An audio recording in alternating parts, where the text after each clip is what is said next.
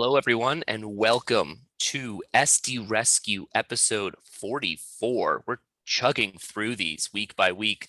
I'm taking Austin's place today. It's me, AJ Alonso, one of the co-founders here at SDRev, and joined by Grayson Fulbright, copywriting extraordinaire. Grayson, how you doing today? Extraordinary. Really excited to be here. And we're going to be doing a format today that I don't believe we've done before.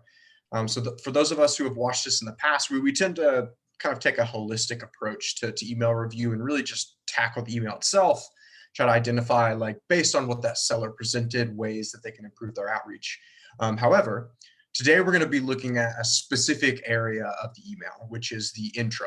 I think it's personally one of the hardest but most important areas when you're trying to start a sales conversation via a digital channel like email. So we're going to be going through and looking at a seller's journey across 9 steps and look at some of the example introductions that they used. And then we'll hop into a few rewrites to share some examples of how you can kind of template introductions and make them a little easier to lay out. Love it. I'm excited. New format. This is great. Right? I'm excited too. Awesome. Okay, so I'm going to share my screen really quick. Just to make sure you can see a Google Drive doc, eh? Sure can. Awesome. Cool. So for some context on this journey, I first received an email from this individual, I believe back in August of last year. And the cadence is really simple: 1 email per month with a little break over the holidays during November and December. So essentially what you've got is like a 9-ish step email cadence over the course of about 10 months. And the reason why I got inspired to do an episode specifically about intros is this seller's unique take on them. So if you'll notice, across this 9-step sequence, there are 3 total introduction sentences that get presented to you. Everything else, or every other step in the sequence, is pretty much similar emails with small, minute changes in between them. So I'm going to go ahead and roll through these first 3 intros, and then AJ and I are going to talk about them and kind of share some initial feedback. So here's step 1. Hello, Grayson. I'm reaching out to you to know if you are looking to add some additional talents to your development team at SDRevolution. Pretty simple, straightforward. Step 2 through 4 over the course of about 3 months. So hello, Grayson. I tried to get in touch with you several weeks ago to check if there's a mutual fit between SDRevolution and our brand, but I didn't get a reply. Finally, into the last one, so steps 5 through 9, the ones that basically concluded the sequence over the last 4 steps and into the last 4 months. So hello, Grayson. In case you missed it, I tried to get in touch with you several weeks ago to check if there's a fit between SDRevolution and our brand. That's what we got. Those are all introductions for sure. Yes, they are. And so, AJ, what's your just initial feedback, kind of looking at these 3 styles of intros? So the first one, I think, sort of mimics what you would expect a typical cold email introduction to look like.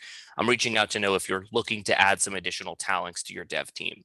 Maybe there was some kind of, this isn't the case for SDRev, so I'm going to think about it in some other organization's case, but maybe there's an article or some type of LinkedIn post where someone mentioned, or it was alluded to, that they're looking for additional help on their development side, and that can be seen as a compelling event for you to reach out.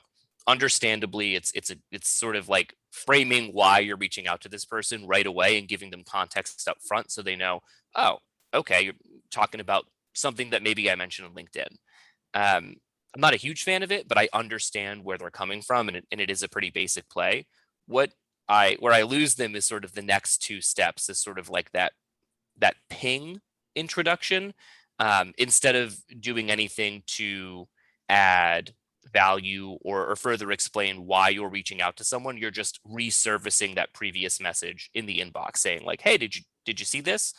I think we've talked about it on shows in the past, but it works if the first message you sent was packed with value and it's something you really want the prospect to take a look at. It doesn't necessarily work if that first message was kind of bleh and you're like bringing up a bleh message into their inbox. I don't want to be reminded of the mediocrity of your email. Not saying that the rest of this email is mediocre. We don't see it, but it's not the strategy that I tend to favor when I'm looking at cold email.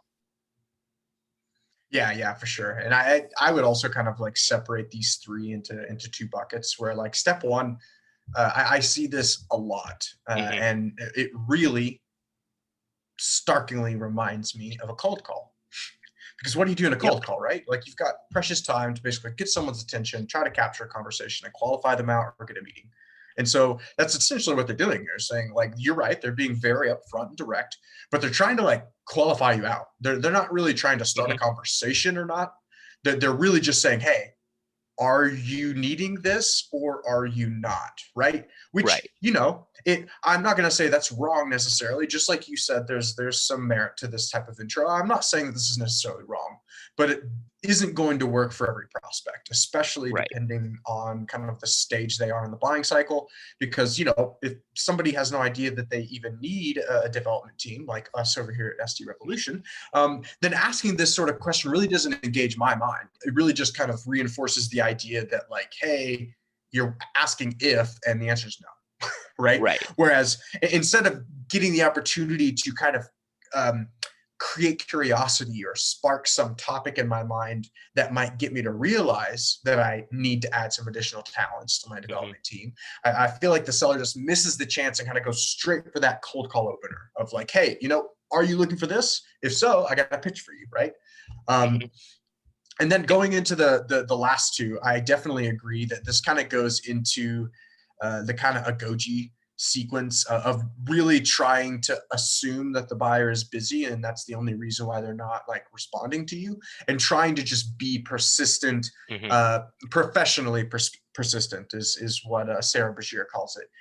But as we all know, right, like that can easily cross over into becoming either unprofessionally persistent or just plain annoying. And I think you made a great point there that like out of everything, the reason why I tend not to use these types of intros is because you lose space to share value. You're right? There's nothing new here. There's nothing compelling that's being added to the sentence. And part of it is because of the way that kind of follow-up or reminder messages are constructed. The point is to emphasize the fact that you're reminding them, which leaves you less and less room to actually get to the point and get to the valuable stuff that would actually make them want to read it. Unless you pack all of that in the first email you send them, then it makes perfect sense. And I did want to bring up a point on what you just said about the professional persistence.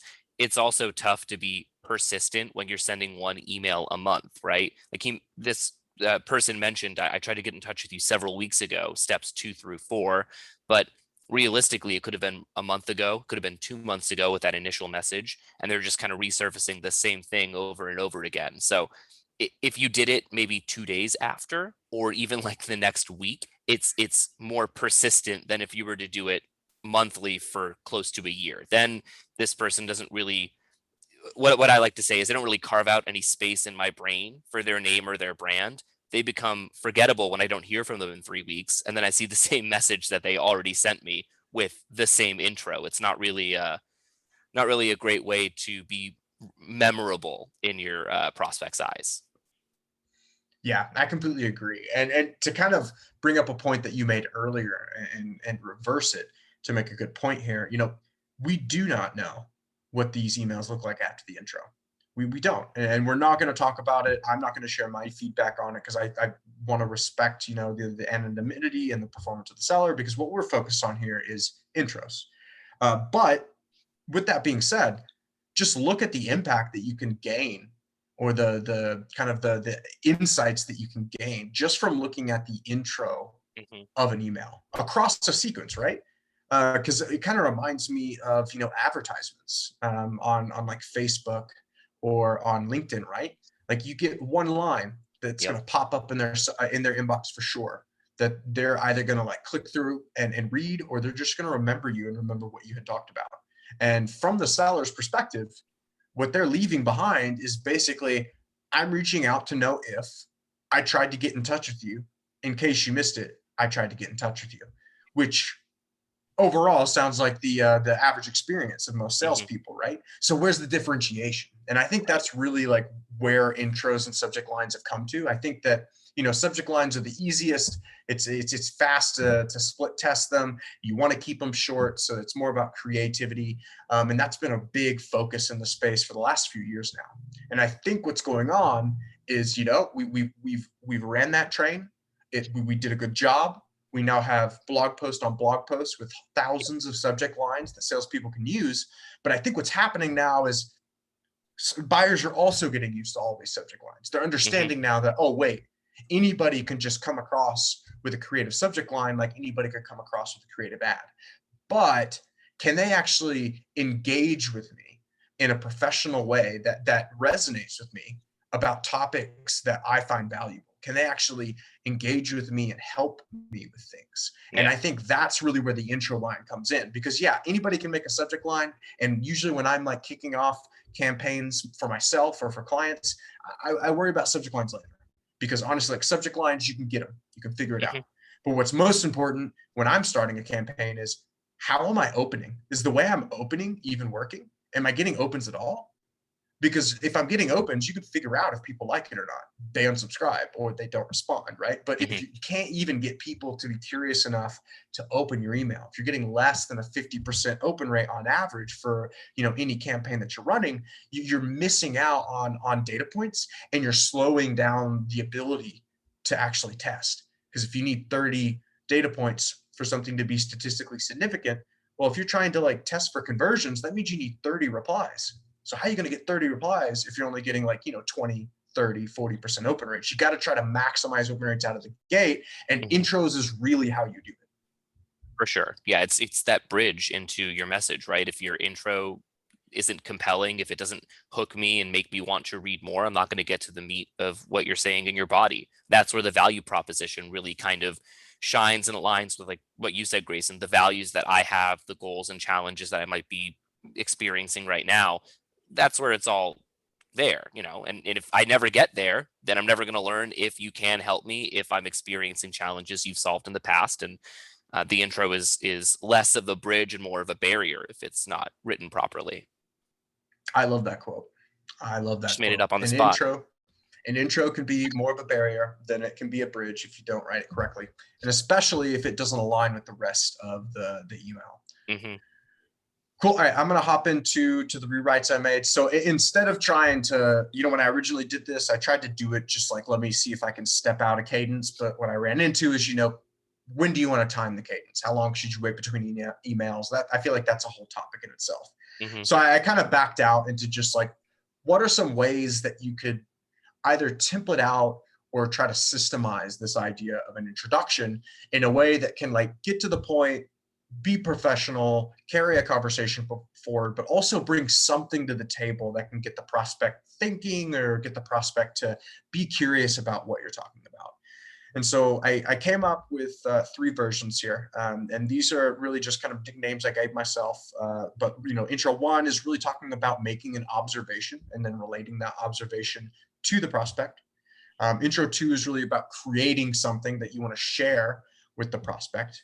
And finally, the third intro example is about framing something, about framing a story or information and then relating it either to the prospect or their situation. So AJ, do you want to read these this time? Happy to do so. Intro number 1, the observe and relate.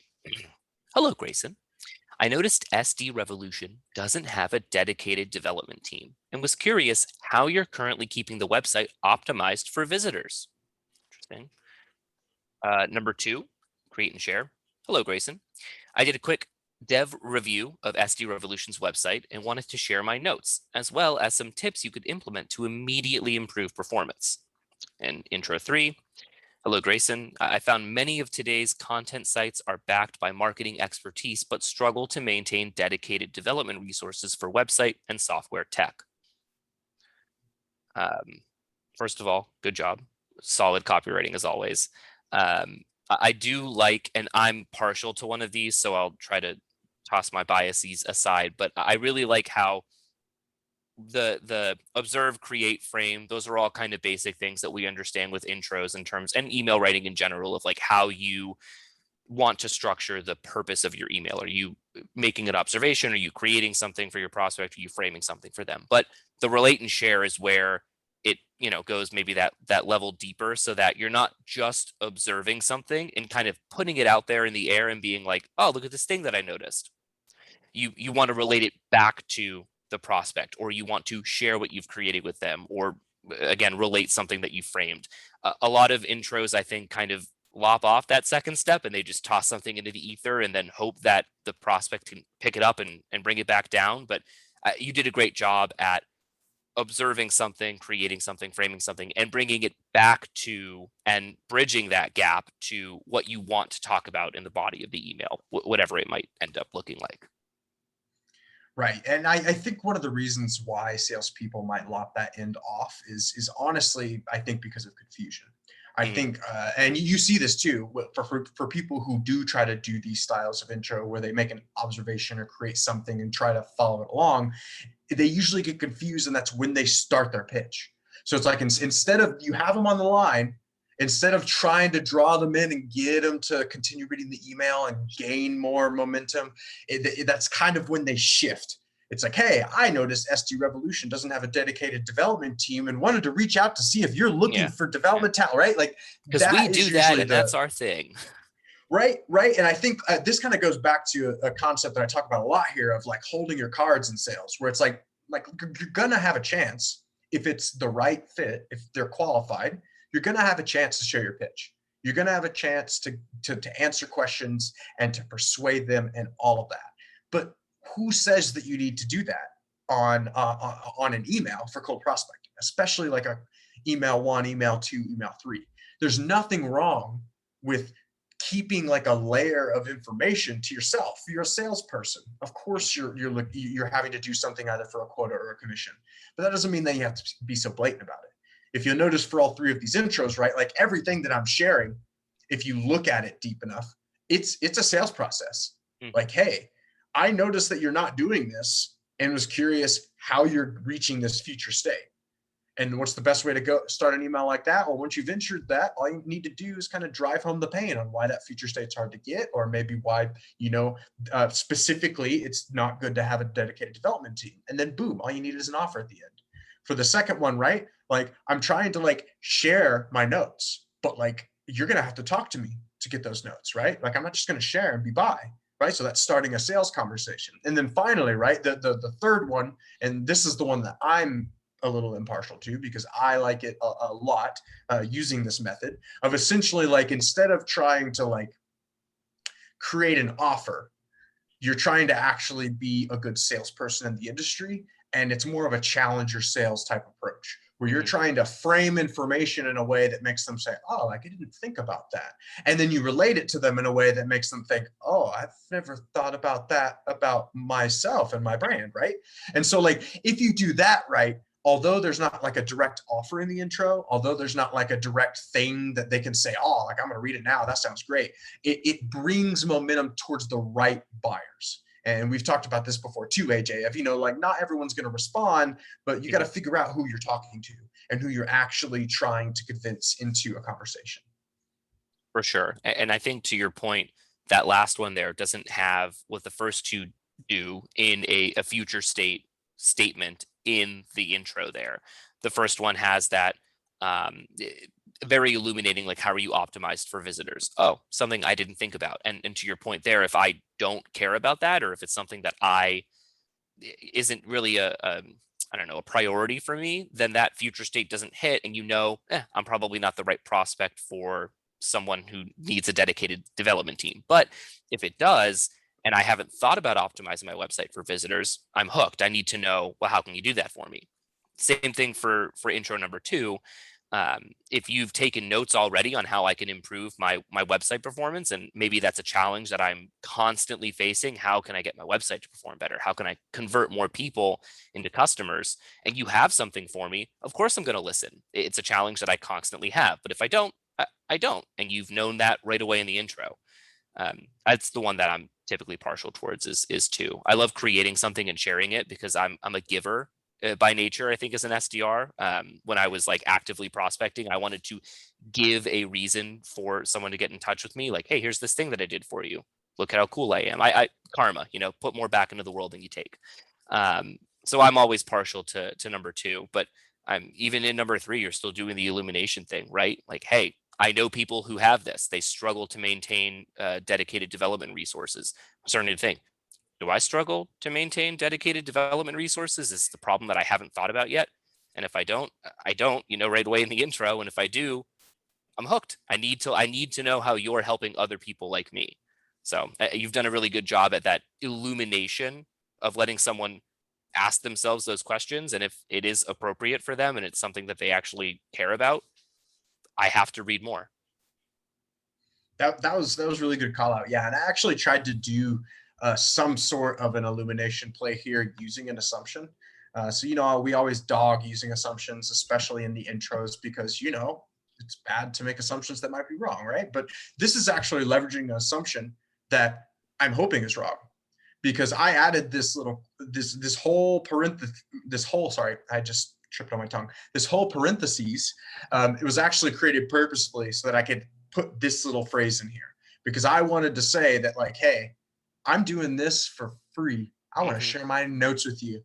And if you know how to implement these things, you can immediately improve your performance, right? It's like I'm forcing illumination, because I'm just giving you notes, man. If you can implement it yourself, cool. But like, I'm getting my prospect to think, oh, if I could implement it, and then all of a sudden it's an assumption that's actually working for me rather than against me. And I do personally also like the create and share, and I think for success and for ease of use, I would say intro 2 is the most effective for SDRs, because the cool thing, if you have a marketing team that equips you well, and if you have a marketing team that constantly creates new content over the course of the year, you can reuse this intro over and over and over and over and over again, and just change what you're sharing or what you created and what you're offering, right? And then all of a sudden it's like you can make the most valuable sequence in the world that does look something like this up here, except each intro is basically like, I created this and want to send you this. I created this new thing and now I want to send you this, right? At the very least, there's different types of value. Even if it's the same exact words, just having those different types of values, I think, can make a huge impact to an intro. For sure. Yeah, if you give somebody like 6 valuable articles, pieces of content, whatever you shared here, dev reviews, 6 of those in 6 months. 6 months is probably still too long, but still, like, that's something that you can't forever ignore, I think, as someone who is in a decision-making capacity and actually has people reliant on them to do their job and make sure that things run smoothly. If you run a dev team and someone is constantly giving you things to help your job, make your job easier, you can't ignore them forever. I think you have to have a conversation with them. It's like, why are you still finding these things? How are you understanding ways to optimize my team that I don't? Like, what am I missing? Yeah, exactly. And I think if I could summarize what I'm trying to do here with intros, I think if you'll notice, there's so much color in all of my intros. And the reason why is I've always been taught when I do copywriting, especially for sales and for outreach, to try to think about the way that we thought about in college, or if you went to university, where you have a thesis statement. And I think that way about the intro. It's not literally a thesis statement when I'm done with it, but it kind of starts in my head as a thesis statement of like, okay, like, how do I tell them what I'm about, what my brand's about, why I'm reaching out, and why it's relevant to them in a single sentence. And I think if you can understand that component of intros and just spend maybe an hour, maybe 2 hours just listing ideas for how to introduce yourself and how to start a sales conversation, then it becomes much easier.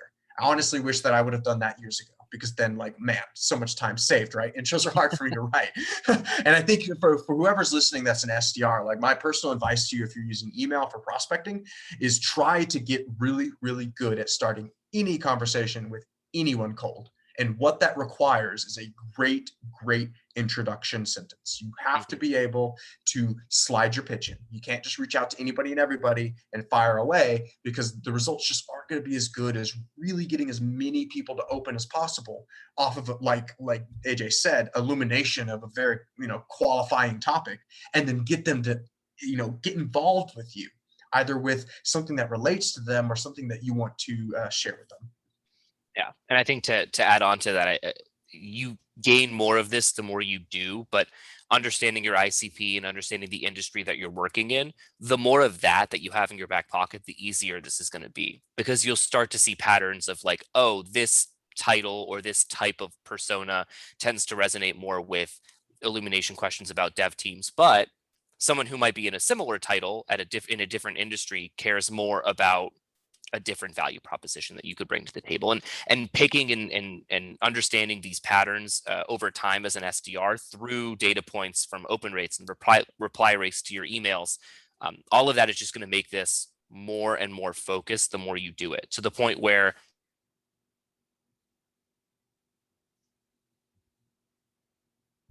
AJ, more than might have lost you. guess. Son of a gun. That's the old internet cutting me out. Can you hear me now? Yep. Well, I'm going to wrap my statement up by saying, just if you do more industry research and you learn from your data points, this is just going to be a whole lot easier for you as an SDR. And it just gets easier over time. So I made so many better. I literally taught people the meaning of life when my internet cut out. That's too bad. I guess I'll just have to keep that in the back pocket for next time. Next episode. Well, the advice I can leave as we kind of wrap up this episode, the advice I want to leave everyone with is like, each one of these like intros can be templated out, and every color really can be modified. So, I noticed something different and was curious about something different for some other future state. I think each one of these three can be really fleshed out with just some brainstorming sessions if you want some homework, and just saying like, what are all the pain points I've ever come across? What are all the pains and sufferings that I've ever come across in my persona? And what are all the future states that I've ever come across my persona wanting? What are all the desires they have? And if you have those lists with you, well, you're already halfway done with creating or brainstorming a list of potential intros, because that's the hardest part, is coming up with the topics and the specific things that they would actually pay attention to. Yep. And then at that point, it's just matching them with the right person, right? I've got pain point C with future state L, bang, that works for persona A. And then it's a game. Exactly. Everyone loves games. Awesome. It looks like we're getting close to the top of the hour here. So for everyone who joined us for today, thank you so much. Make sure to hit the like button and subscribe to our YouTube. We'll be doing this every week. If you have an email that either you've written, someone who's written, or you've gotten an email like that for yourself, please send it over to us. We keep everything anonymous, and we'd be happy to review it, break it down, and do a rewrite so that you can steal it and use it yourself. And if you'd want to join us on the show as a guest, please come join us. We'd love to just have a discussion, talk shop about cold email, prospecting, sales in general, and also get your feedback and your ideas on what you're doing this year to try to generate conversations. Love it. Yep. Thanks everyone for joining. Episode 45 next week, kind of a milestone. Getting close to 52. That's almost a full, missed a couple here and there, but a full year of email review. We've got a lot of these in our back pocket. Almost. We're getting close. Not there yet. All right. Well, thank you to everyone who joined us, and we'll see you next week.